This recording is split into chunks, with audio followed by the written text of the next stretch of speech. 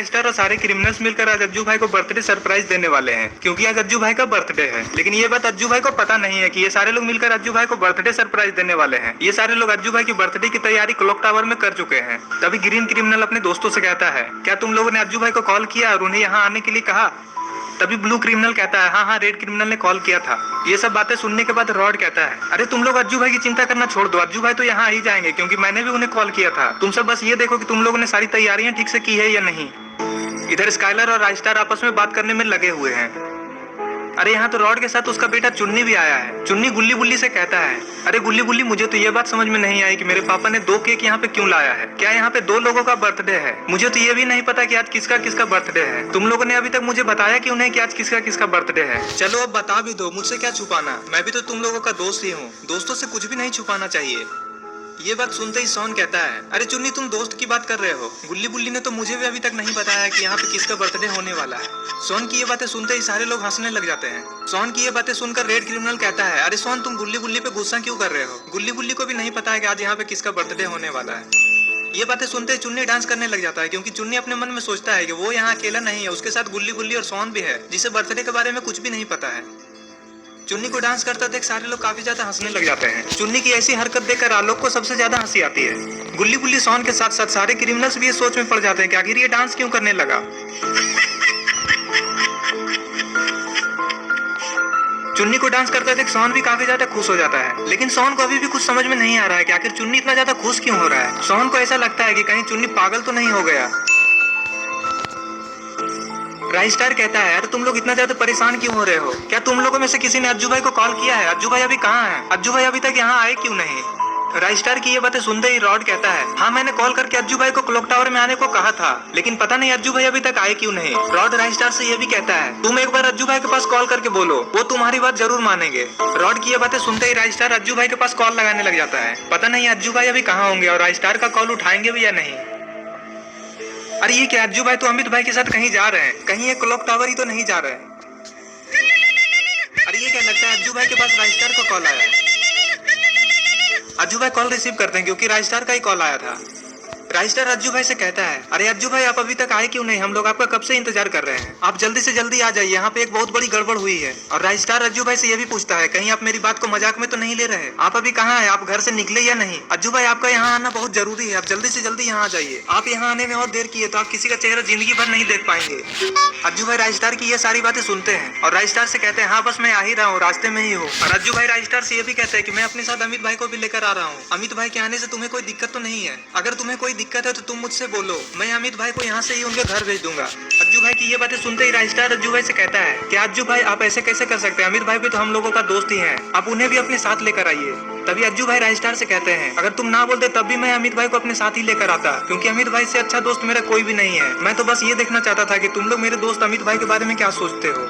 तभी राइस्टार अज्जू भाई से कहता है, क्या अज्जू भाई आपने हम लोगों को ठीक से अभी तक पहचाना नहीं? हम लोग कभी भी किसी का बुरा नहीं सोचते, चाहे वो इंसान कितना भी बुरा हो। अच्छा अब ये सब छोड़िए, आप जल्दी से जल्दी यहाँ आ जाइए, इससे पहले कि बहुत देर हो जाए।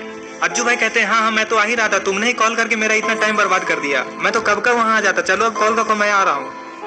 ये बोलकर अज्जू भाई कॉल कट कर देते हैं। तभी अमित भाई अज्जू भाई से कहते हैं, क्या हुआ अज्जू भाई, कौन था और वो क्या कह रहा था? अरे अमित भाई वो राइस्टार का कॉल था, राइस्टार हम दोनों को क्लॉक टावर में बुला रहा है, वो मुझे उल्लू बना रहा है। मुझे पता है कि वो लोग क्या करने वाले हैं मेरे साथ, लेकिन उन लोगों को पता नहीं कि मैंने भी उन लोगों के लिए कुछ किया है।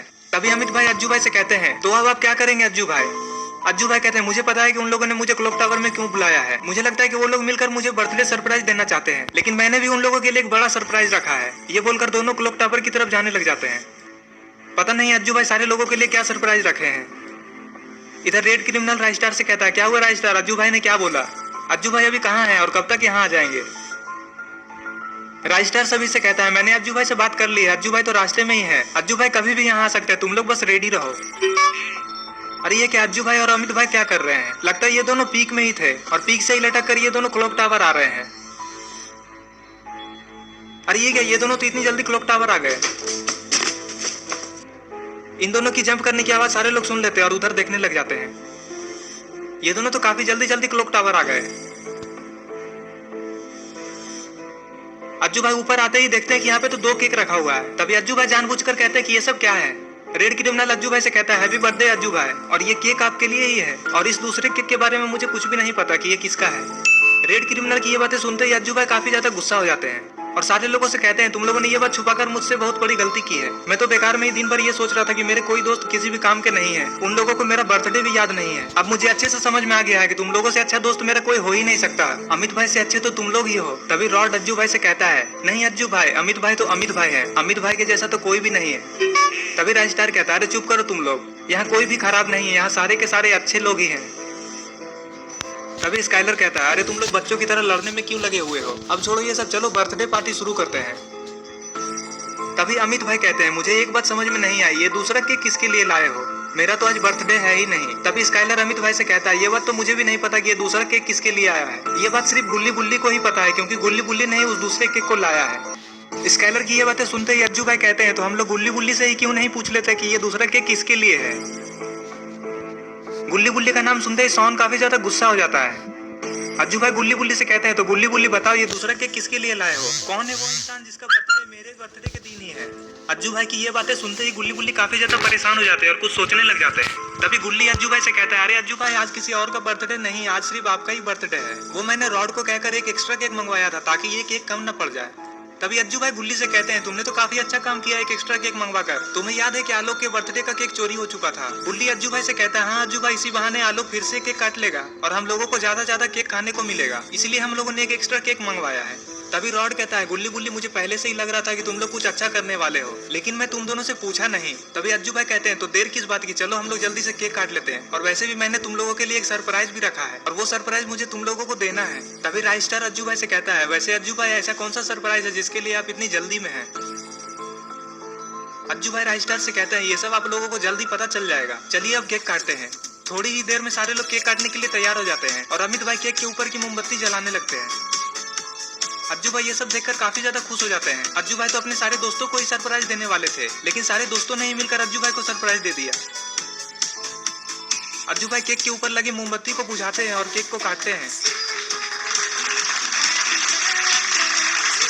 आलोक भी केक काट लेता है। अरे ये अज्जू भाई केक के टुकड़े को लेकर कहाँ जा रहे हैं, लगता है अज्जू भाई ये केक किसी को खिलाने के लिए जा रहे हैं।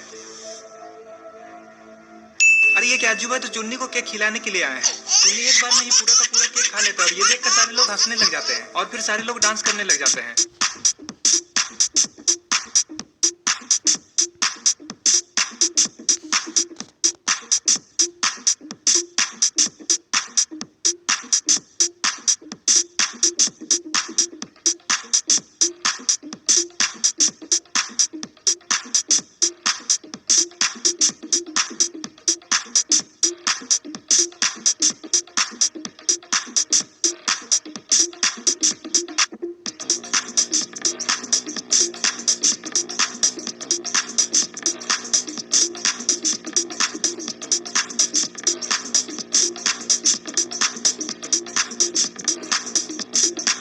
इधर ये लोग डांस करने में लगे हुए, लेकिन अरे ये क्या, ये तो एक हवाई जहाज है, लेकिन ये प्लेन यहाँ पे क्या करने आया है, आखिर कौन है इस प्लेन के अंदर।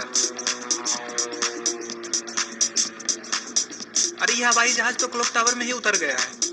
अरे ये जहाज तो पूरा का पूरा खाली लग रहा है, इसमें तो एक भी पैसेंजर नहीं है, इसमें तो सिर्फ एक पायलट है जो जहाज को उड़ा कर लाया है। इधर तो सारे लोग अभी भी डांस करने में लगे हुए हैं, किसी को भी पता नहीं है कि यहाँ पे प्लेन आया है। तभी अचानक से लाइट चली जाती है और सारे लोग डांस करना बंद कर देते हैं, लेकिन चुन्नी अभी भी डांस करने में लगा हुआ है। चुन्नी सबको चुपचाप खड़ा देखकर कहता है, आप लोग रुक क्यों गए और ये डीजे बंद क्यों हो गया। गुल्ली चुन्नी से कहता है, अरे चुन्नी लाइट चली गई है इसीलिए डीजे बंद हो गया, लेकिन तुम टेंशन मत लो, लाइट जल्दी आ जाएगी। अरे ये क्या, ये तो प्लेन का पायलट है और प्लेन का पायलट इधर ही आ रहा है, ये यहाँ पे क्यों आया है, कहीं इसे कोई मदद तो नहीं चाहिए। पायलट जैसे ही इन लोगों के पास आता है तो कहता है कि आप लोगों में से अज्जू भाई कौन है, मुझे अज्जू भाई के लिए एक प्लेन लेकर यहाँ पे भेजा गया है और मैं एक पायलट हूँ। तभी अज्जू भाई पायलट से कहते हैं, हाँ जी मैं ही हूँ और ये प्लेन मैंने ही बुक किया है और हम सारे लोग कई दिनों के लिए इस प्लेन से घूमने के लिए जाने वाले हैं। अज्जू भाई की ये बातें सुनते ही पायलट कहता है, आप इतने सारे लोग इस प्लेन में एक साथ नहीं जा सकते, इस प्लेन में तो सिर्फ 7-8 लोग ही जा सकते हैं, लेकिन आप सब तो 12-13 लोग हैं, आप लोग एक साथ इस प्लेन में कैसे जाएंगे। अगर आप सारे के सारे लोग इस प्लेन से जाएंगे तो कहीं भी एक्सीडेंट हो सकता है और उस एक्सीडेंट में एक भी लोग नहीं बचेंगे, और अगर आप सारे के सारे लोग जाना चाहते हैं तो मैं इस प्लेन को नहीं उड़ाऊंगा, क्योंकि सारे के सारे जी मेरे ऊपर आ जाएगी। पायलट की ये बात सुनकर अज्जू भाई कहते हैं लेकिन हम लोग तो टोटल 8 लोग ही हैं और ये तो हमारे साथ 2-3 बच्चे हैं और वैसे भी मैंने बड़ा प्लेन लाने को कहा था। पायलट कहता है ये सब मैं नहीं जानता, मैं तो घर जा रहा हूँ, आप खुद ही प्लेन उड़ा लो। ये बोलकर पायलट चला जाता है। पता नहीं अब अज्जू भाई क्या करेंगे, क्या अज्जू भाई प्लेन खुद ही उड़ाएंगे? अरे ये क्या, लगता है सारे लोग प्लेन के अंदर बैठ चुके हैं। चुन्नी तो आलोक के गोद में बैठा है। अरे ये क्या, अज्जू भाई तो पायलट बन चुके हैं और प्लेन को अज्जू भाई ही उड़ाएंगे। सारे लोग तो प्लेन के अंदर काफी आराम से बैठे हुए हैं। लेकिन अरे ये क्या, यहाँ पे तो रेड क्रिमिनल के अलावा सारे लोग बैठे हुए हैं। आखिर रेड क्रिमिनल कहाँ चला गया? अरे ये क्या, रेड क्रिमिनल को तो बैठने के लिए सीट ही नहीं मिला और वो सीट के पीछे खड़े होकर जा रहा है। थोड़ी ही देर में अज्जू भाई प्लेन को स्टार्ट कर देते हैं। प्लेन काफी स्पीड से उड़ने के लिए तैयार हो जाता है। थोड़ी ही देर में ये लोग क्लॉक टावर से काफी ज्यादा दूर निकल आते हैं। पता नहीं अज्जू भाई सारे लोगों को कहाँ लेकर जाने वाले हैं और क्या सरप्राइज देने वाले हैं। सारे लोग प्लेन में मौज मस्ती करते हुए जा रहे थे, तभी अचानक से प्लेन खराब हो जाता है और नीचे गिरने लग जाता है।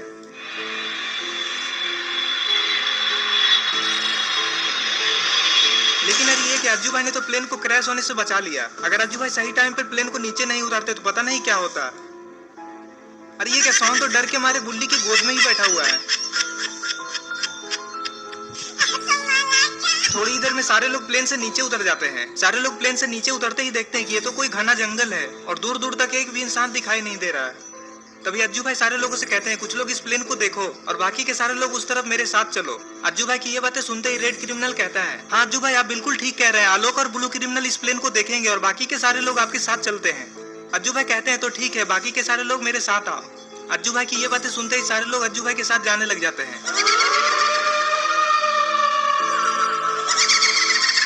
इधर आलोक और ब्लू क्रिमिनल प्लेन को देख रहे हैं। तभी आलोक ब्लू क्रिमिनल से कहता है, हम लोग यहाँ पे खड़े खड़े बोर हो जाएंगे, चलो कहीं छिप जाते हैं, काफी मजा आएगा। ब्लू क्रिमिनल कहता है, हम लोग कहाँ छिपेंगे? आलोक कहता है, इस प्लेन में तो कभी नहीं। और इतना कहते ही दोनों वहां से छिपने के लिए कहीं चले जाते हैं। और इधर अज्जू भाई के साथ सारे लोग प्लेन से काफी ज्यादा दूर निकल आए हैं। पता नहीं अज्जू भाई इन सारे लोगों को कहाँ लेकर जा रहे हैं। अरे ये क्या, ये तो आदिवासियों का कबीला है। इसका मतलब कि ये आदिवासियों का गाँव है। सारे लोग जंगल में इतने सारे झोपड़े देखकर काफी ज्यादा हैरान हो जाते हैं। सारे लोग ये देखते हैं कि सारे झोपड़े तो खाली हैं, यहाँ पे तो एक भी आदिवासी नहीं है। लगता है सारे आदिवासी अब इस गांव को छोड़ चुके हैं और अब ये गांव पूरा का पूरा खाली है। अज्जू भाई सारे लोगों से कहते हैं, आज की रात हम लोग इसी गांव में बिता लेते हैं और कल सुबह होते ही हम लोग यहाँ से निकल जाएंगे। अज्जू भाई की ये बातें सुनकर सारे लोग यही फैसला करते हैं कि आज की रात ये लोग यहीं रुकेंगे।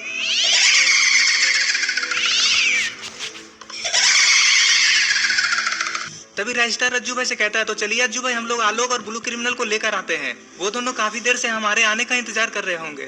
तभी अज्जू भाई कहते हैं, हाँ रजिस्टर तुम बिल्कुल ठीक कह रहे हो, चलो हम लोग चलते हैं। ये बातें कहते ही दोनों वहां से दौड़कर आलोक और ब्लू क्रिमिनल को लाने के लिए जाने लग जाते हैं। अरे ये क्या, ये लोग कितनी जल्दी सो गए? लगता है ये सारे लोग अज्जू भाई के बर्थडे में डांस कर करके काफी ज्यादा थक चुके हैं, इसीलिए सारे लोगों को इतनी जल्दी नींद आ गई। अरे ये क्या, सोहन और चुन्नी तो सोए ही नहीं। लगता है सोहन और चुन्नी को इन लोगों ने गार्ड बना दिया है और इसीलिए ये दोनों पहरेदारी कर रहे हैं और सोए नहीं है। चुन्नी और सोहन यहाँ खड़े खड़े बोर हो रहे हैं।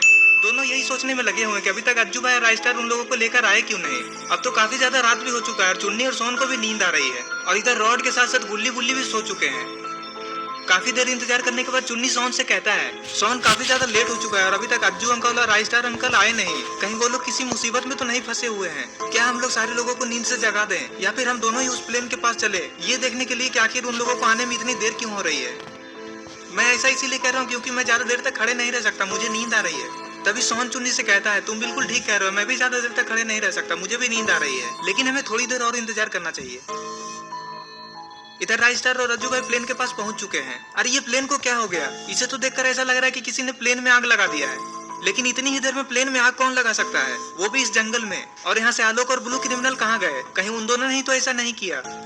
अज्जू भाई और राइस्टार तो ये देखकर काफी ज्यादा परेशान हो चुके हैं। तभी अज्जू भाई राइस्टार से कहते हैं, ये किसने किया? जिसने भी ये किया है मैं उसे छोड़ूंगा नहीं। अब हम लोग घर कैसे जाएंगे? अज्जू भाई राइस्टार से बात कर ही रहे होते तभी राइस्टार अज्जू भाई के पीछे की तरफ इशारा करता है। अज्जू भाई जैसे ही पीछे पलट कर देखते हैं तो अरे ये क्या, ये तो लगता है जंगल के आदिवासी लोग हैं और इन लोगों ने तो आलोक और ब्लू क्रिमिनल को आग के ऊपर लटकाया हुआ है। लगता है आज इन दोनों की बलि होने वाली है।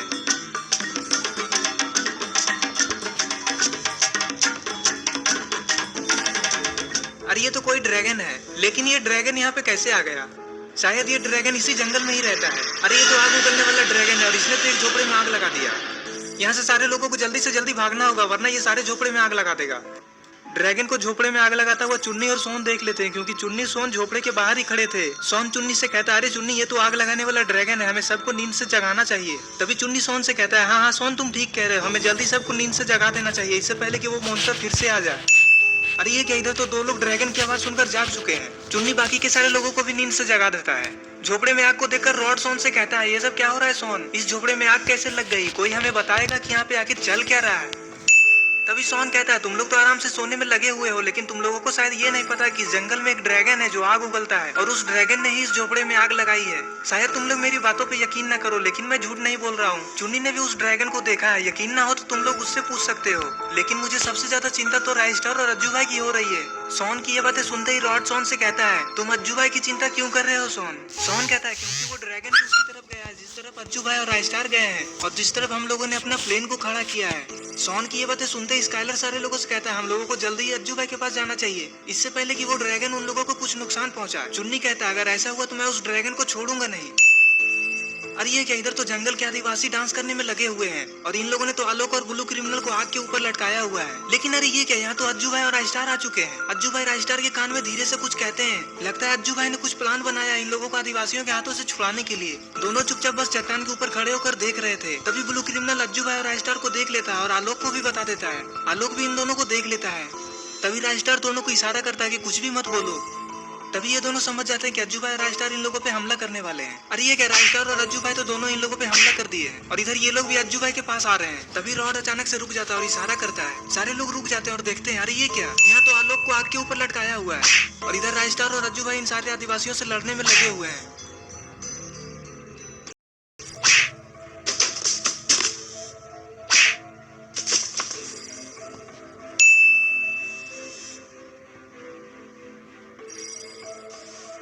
अरे ये क्या, राइस्टार और अज्जू भाई के यहाँ तो मार खाते ये लोग तो माफी मांगने लगे।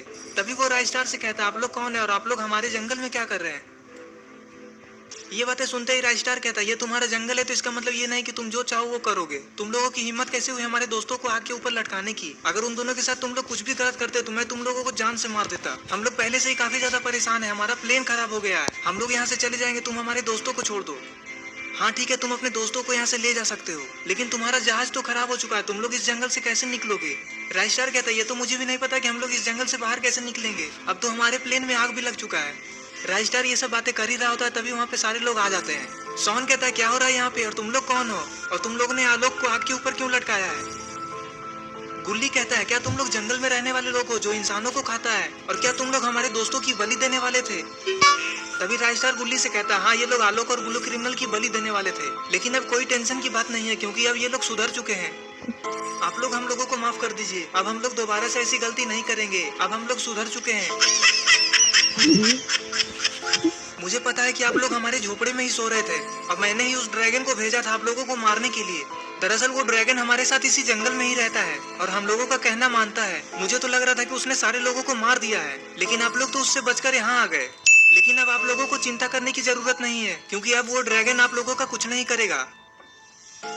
ये बातें सुनते ही अज्जू भाई आदिवासियों से कहते हैं, मुझे एक बात समझ में नहीं आ रहा है कि तुम लोग तो जंगल में रहते हो, तो फिर तुम लोग हमारा भाषा हिंदी कैसे बोल लेते हो।